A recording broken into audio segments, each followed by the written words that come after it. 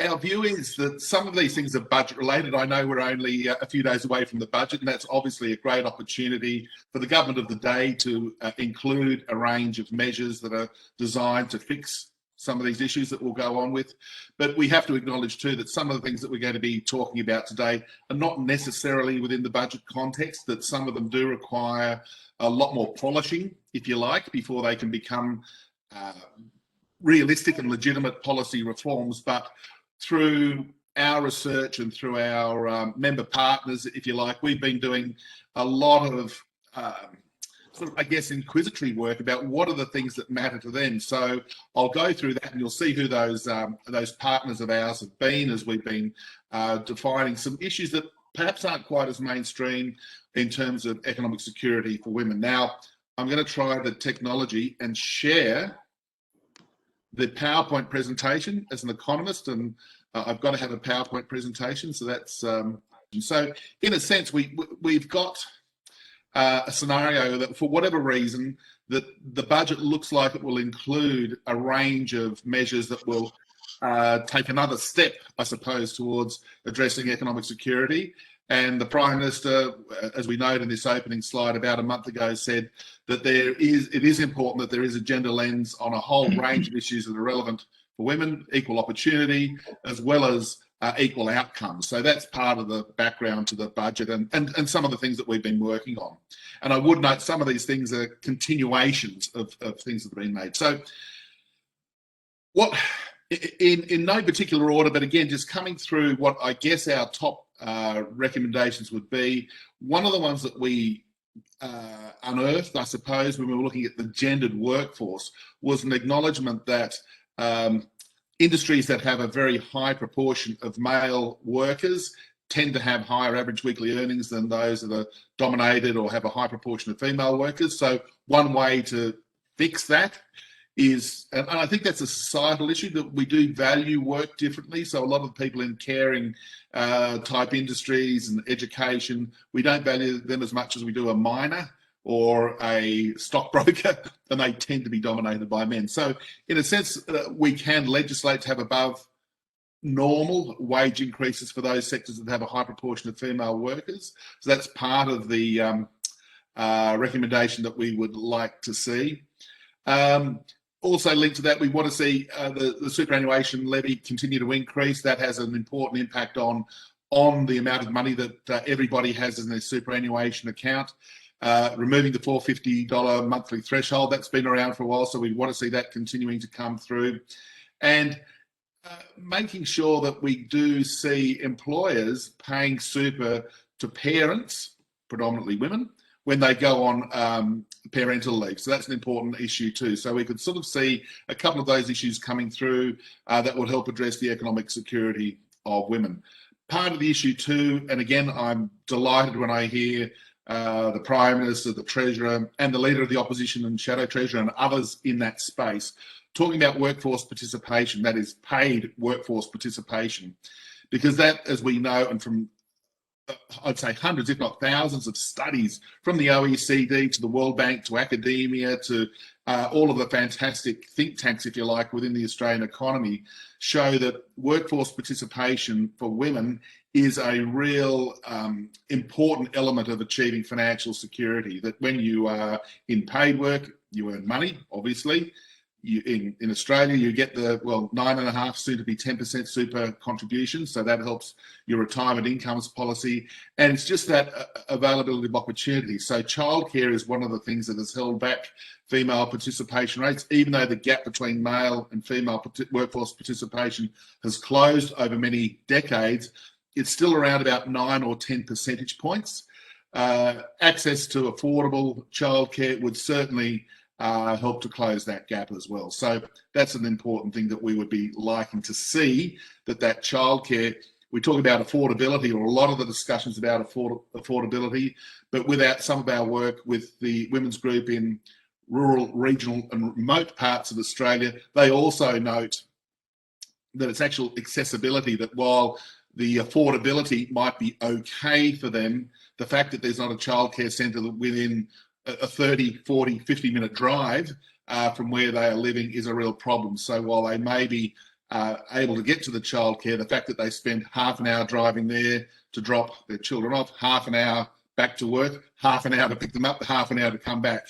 That accessibility is also an important part of the childcare discussion, in our view. Part of that was also that we can have, well, we have a Buy Australian campaign, and of course, from the government sector, having a procurement policy that would be looking to procure goods and services from businesses that are owned and run by women. I'll touch on that a little bit further down the track. So that would be part of the process of enhancing, obviously, the business capability. And of course, when we're looking at the business sector to drive the economy, to get economic growth, to hire more people, and of course, we do know that women-owned businesses tend to employ more women. That actually helps that workforce participation and employment side of the economy as well. So that's part of what we're looking to see, if we can have that sort of agenda.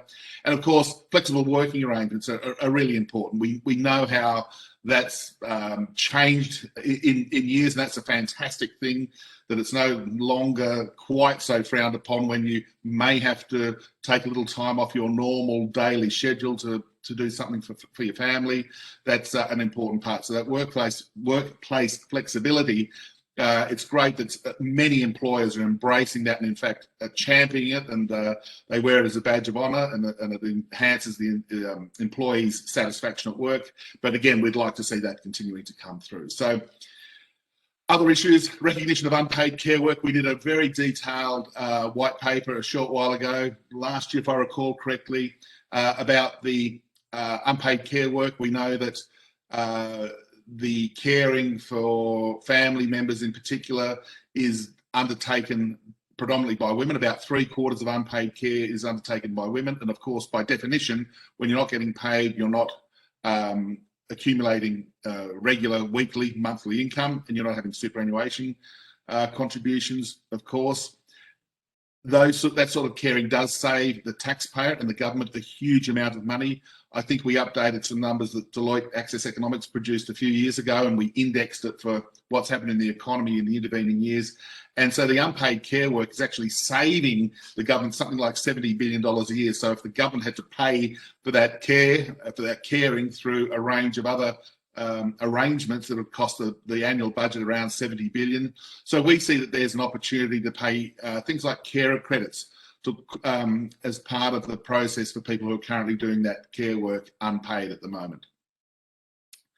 Another issue that, of course, is critically important, that seems to be getting, I'm not sure whether it's just been covered more or whether it's actually a change in trend. It's one of those issues that, nonetheless, it is an important and really a heart-wrenching part of you looking at us looking at Australian society, and that is housing, homelessness, poverty, women in their as they approach retirement years, for whatever reason, homeless, or they're paying private sector rent, which is absolutely onerous on their, takes away virtually all of their pension payments. And given that they retire with a very low superannuation balance, in many instances zero superannuation balance, we're seeing this homelessness increasing dramatically. So we would love to see, at the Commonwealth, but also the state government level, it's not all the responsibility of the Commonwealth, the states and territories can do some more too, is building appropriate housing, social housing, affordable housing for women who are in financial distress. And I think that's an important part. And again, without getting into the ins and outs of the housing affordability question, we do know that rent is oppressive if you want to live somewhere near the middle of society, or perhaps near your family members. So more housing would be a critical part of that whole process as well. So social housing is something that we can see. A couple of quick things on social housing. One is that it does help the economy. You're going to get builders building houses, so that's a good part for GDP, even though that is a male-dominated sector. But nonetheless, we want some more houses being built. And the other thing, from a budgetary perspective, and we do acknowledge that a lot of our recommendations are expensive. We know the constraints on the budget. We know that there are issues there.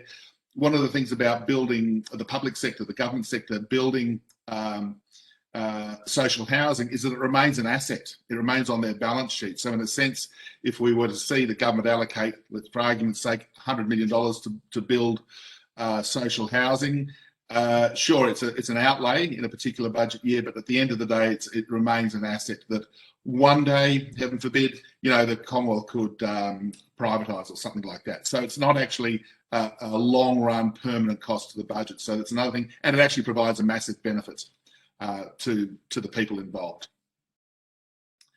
Now, we've eS4W have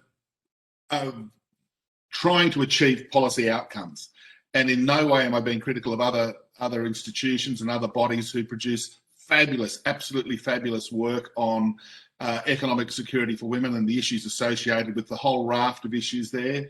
But at the end of the day, and I've been around long enough, so Sharon, when you introduced me saying I've been around a lot, yes, I'm old and battered and bruised and all the rest of it, but it's about getting things done.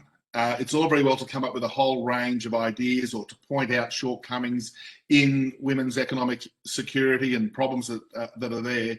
The other thing is actually getting our friends, the policymakers on this call, to do something about it. So we've actually had at the back of our mind, or more at the front of our mind, I suppose, that when there are many fabulous ideas about how we can enhance the economic security for women, what do we do?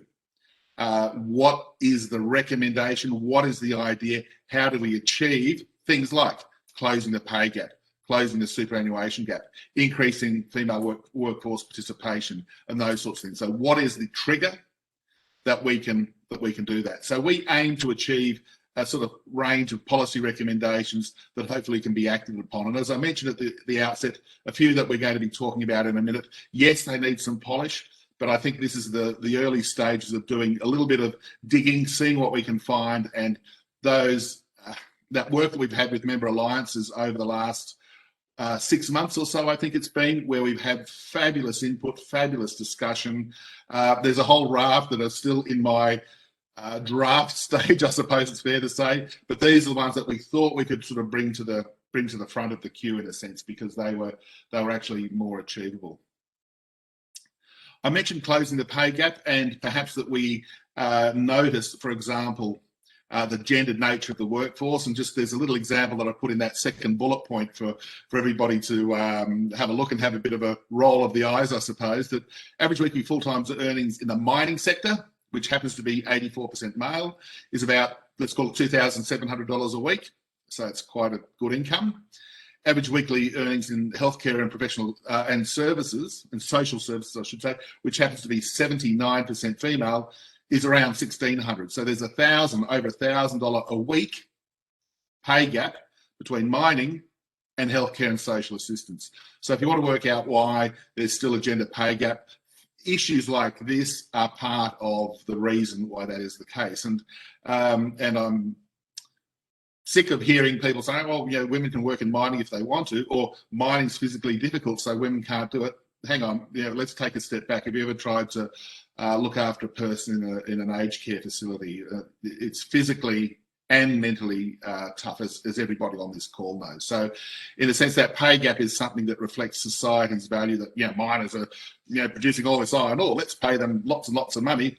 Oh, and all women have to do is, in the care sector, is sort of provide food and sweep up or something. So there's that mindset, which I think is very, very hard to overcome in some parts of society, but I think we need to keep looking at that. So if we go to the second bullet point in the recommendation, we did a bit of number crunching. And so through the Fair Work Commission, basically, for the pay increases that are there anyway, let's just assume for argument's sake that there's a general pay increase of 2% for all industries, for all sectors.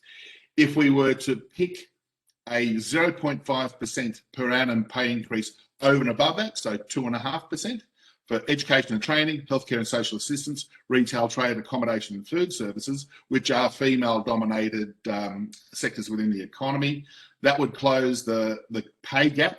That one change alone, if you did it every year for a decade, okay, 10 years is a long time, that would close the pay gap by approximately 4 percentage points.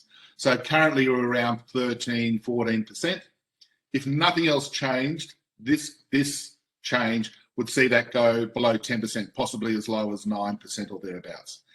If you wanted to be really gutsy, and you made the increase 1% per annum over and above what other people were getting, what other industries were getting, that would close the pay gap by about 9 percentage points, so a little more than double, interestingly, over the course of a decade. And by that move alone, you get the pay gap with nothing else changing, nothing about women in leadership, nothing about changes in that, which of course are other things that are going to be hopefully coming through. You close the pay gap to something like 4 or 5%.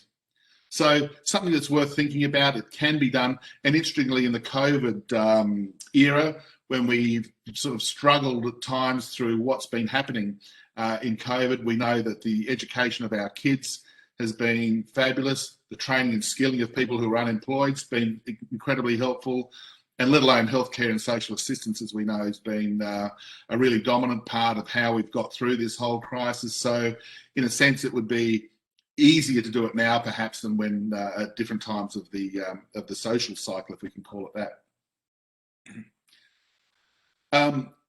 One other issue that came through, I mentioned government procurement at the beginning, that we did a survey which was really interesting. So with the rural women, we surveyed about 192 women to find out what they thought would be useful in terms of helping them in rural and regional and remote Australia. So it was specifically to address women in that part of the Australian landscape. So not so much in the city, although this could apply to the city as well, but it was really aimed at women in rural, regional, and remote Australia. And they said clearly they've got their small businesses, medium businesses. One of the problems is a very erratic demand for their goods and services. If there was a government procurement policy that allowed them to have a regular source of demand for their product, it would clearly help their business. And the way that we looked at it, that we could have federal, state and local governments revamping or adding to their Buy Australian focus with a buy from Australian businesses owned and run by women in rural, regional and remote areas of Australia. That's the only addition that would really need to be made to enhance that. So again, it's a small business initiative in a sense, but it really would enhance the ability of women in those more remote parts of the Australian society to get their businesses up and running, to make them viable, to make them successful, if you like. So that's an important part of what we'd be seeing there. It could be done through the Rural Women's Cooperative and would be part of the Supply Nation equivalent. These are some of the logistics that we're able to distill from the process. So, yeah, create a verification process so there's no dodgy people claiming to be running businesses that are not women. So you'd sort of have a quality control, I suppose. And the other thing, as part of that process, it could be sort of educating and training people on both sides of the ledger how that would happen.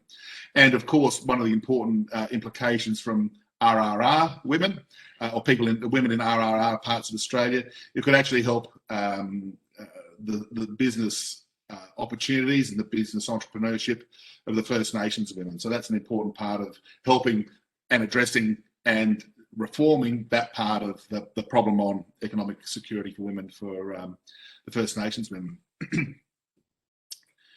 There's another part too. I'll go through these relatively quickly because you can sort of read the issues there. I mentioned before that through the Entrepreneurs Program, again, another women's businesses that are a part of the economy. I mentioned at the outset that a company with a female founder and executive will hire 6 times more women. So that's a good thing. So in a sense, if we can enhance the small and even medium-sized businesses that are owned and run by women, not just the ASX listed companies and the great big companies, that's fine. And again, keep going on that. Don't get me wrong. This is not to sort of be either or. This is an addition to that. Through the Entrepreneurs Program, provide a strategy where more women's businesses can engage in that process. So lower the threshold for participation, the turnover threshold is 750,000. So that would bring it into line with what's happening in rural and northern Australia. So in a sense, you've got to be a reasonable sized business to tap that, but sort of lower the threshold so that you can be part of this entrepreneurial program and have women-owned businesses recognised as a growth sector of the economy and therefore eligible for the process. So that's the startups. that are around. And of course, in this current dynamic change of technology, and goodness knows what's happening in terms of how we are living and doing things, having a female-owned business being recognised as a growth business, that would allow them to access the Entrepreneurs Program too. So in a sense, the good news is that it already has funding. Again, we're always aware of how much this costs, because some of the recommendations we know cost a lot of money, but this is already existing. It's got the national network and facilitators, so in a sense it's just an addition. It may require a few more resources, but nonetheless it's helping successful businesses run and owned by women to participate in this educative and informative part of how they do their business. Leadership roles, again, very important. Again, this picks up a range of reforms that have been coming through in terms of getting women into senior executive leadership positions. You know, the focus has tended to be a little bit in the public service on ASX companies, and there's still a long way to go, although the public service has done a little better than the private sector. So in a sense, it's really getting or really ramping up or following through, in a sense, that what it has been achieved over the past decade, and that's been useful. We sort of do try to celebrate mini victories along the way in getting greater economic security for women. There's little victories there. This is just to really follow through on that. And it actually has another component that we do know that through reforms of many decades ago, possibly Susan Ryan's time, that women's education and skill set is now equivalent of males, which is a fabulous thing. And there's something that happens when they get into the workforce with these wonderful skills, wonderful knowledge, that sees the pay gap continue to widen, and they drop out of leadership positions. And it's not just the childbearing issues that we all know about. There's actually another problem, in a sense, that forces them or sees them drop out. And we would like to identify that this sort of development process for enhancing, training, nurturing women into leadership positions will be part of that process as well. So that's something that we'd also like to see. So again, just wrapping up on, we've got a half an eye on the time and realising we're trying to catch up on our little problems that we were all trying to log in a short while ago. eS4W will be at Parliament House on Wednesday, the 12th. Unfortunately, I won't be there, but the other team members will be there to respond to the budget. What's in it? What did we see? So we're going to be there in committee room. I think it's 1R5, Sharon Page. So come along there, grab a cup of coffee, and we're going to have a lot of eS4W type context there. So I hope you can turn up to that.